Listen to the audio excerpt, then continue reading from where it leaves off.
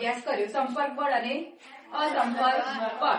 સંપર્ક બળની અંદર આપણે એવું જોયું હતું કે પદાર્થ સાથે સપાટીનો શું થતો હોય, સંપર્ક થતો હોય ત્યારે જે લાગતું બળ છે એને કેવું બળ કહેવાય, સંપર્ક બળ કહેવાય. એ સંપર્ક બળની અંદર આપણે બે પ્રકારો વિશે ભણી ગયા, સ્નાયુ બળ અને ઘર્ષણ બળ.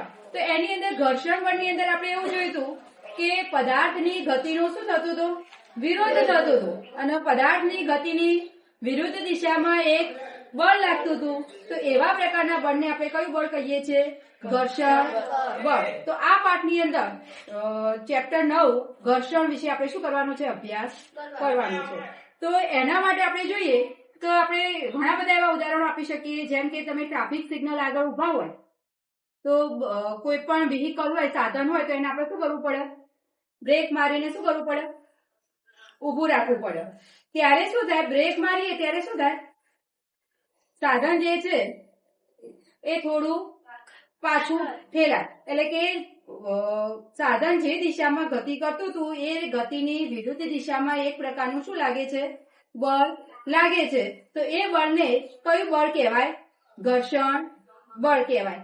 બીજું એવું પણ ઉદાહરણ આપી શકાય કે જ્યારે આપણે કેળાની છાલ ઉપર પગ પડે ત્યારે શું થાય, કેળાની છાલ પર પગ પડે ત્યારે શું થાય, લપસી જવાય, બરાબર.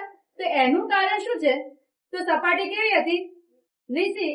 તો લીસી સપાટી હતી એના કારણે તમે પડી ગયા, તો ત્યાં ઘર્ષણ બળ ના લાગ્યું, લાગ્યું. ત્યાં પણ શું લાગ્યું, ઘર્ષણ બળ લાગ્યું. એટલે કે ઘર્ષણ બળ લાગ્યું પણ કેવું લાગ્યું, ઓછું લાગ્યું. તો એનો મતલબ એવો કહી શકાય કે ઘર્ષણ બળ બે પ્રકારની સપાટી ઉપર શું રાખે છે, આધાર રાખે છે, લીસી સપાટી અને ખરબચડી સપાટી. તો લીસી સપાટી હોય તો ઘર્ષણ બળ કેવું લાગ્યું, ઓછું લાગ્યું. માટે કેળાની છાલ ઉપર જ્યારે પગ પડ્યો ત્યારે આપણે શું થઈએ, લપસી પડીએ છીએ.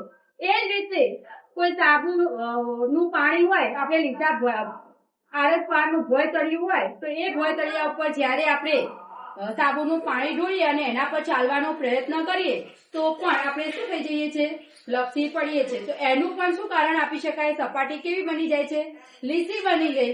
અને લીસી બનવાને કારણે ઘર્ષણ બળ કેવું થઈ ગયું, ત્યાં ઓછું થઈ જાય છે. માટે આપણે લીસી સપાટી પર પગ પડે ત્યારે લપસી પડીએ છીએ. તો એના આધારે આપણે એવું કહી શકીએ કે ઘર્ષણ બળ સપાટીના લીસાપણા અને ખરબચડાપણા પર શું રાખે છે, આધાર રાખે છે.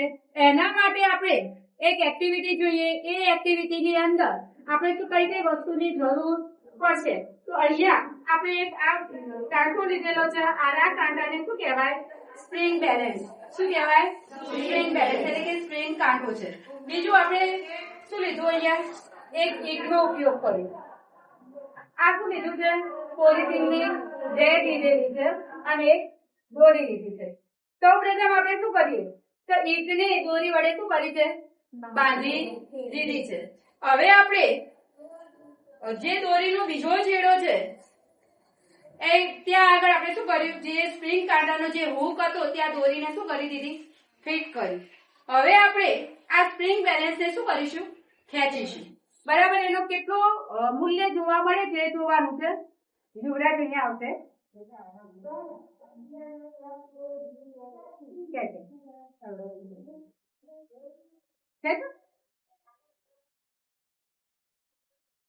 હા જો.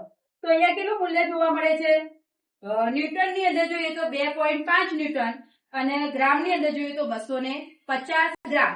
અહીંયા જે ખસ્યું એ જે બળ જોવા મળ્યું આપણને, કોનું મૂલ્ય જોવા મળે છે, ઘર્ષણ બળનું મૂલ્ય. તો ઘર્ષણ બળ કેટલું લાગ્યું, 2.5 ન્યૂટન. ન્યૂટન એ બળનો શું છે, એકમ છે, બરાબર.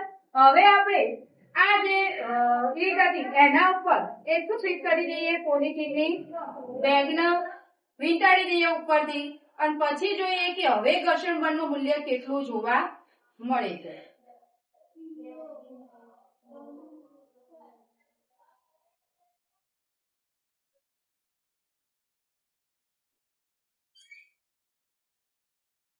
તો તમે જોયું કે ઈંટને તમે સરળતાથી શું કરી શકો છો, ખેંચી શકો છો. તો અહીંયા ઘર્ષણ બળનું મૂલ્ય જે છે કેટલા ન્યૂટન જોવા મળે છે, 2 ન્યૂટન.